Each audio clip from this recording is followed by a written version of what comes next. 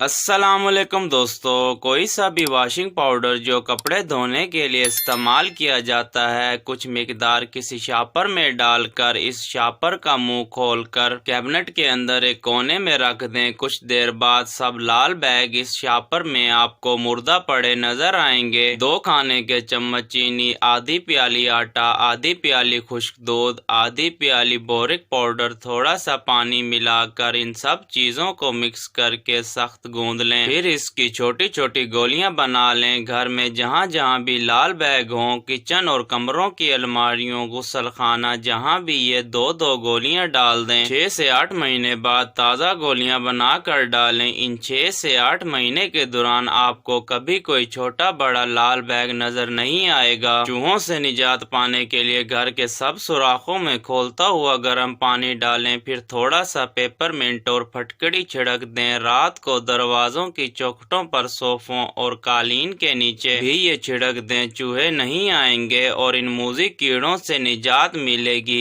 इनसे खतरनाक बीमारी सरतान के फैलने का खतरा रहता है। दोस्तों, अगर वीडियो अच्छी लगी हो तो लाइक करें, चैनल को सब्सक्राइब करें। अपना ख्याल रखिएगा। मिलते हैं नेक्स्ट वीडियो में। अल्लाह हाफिज।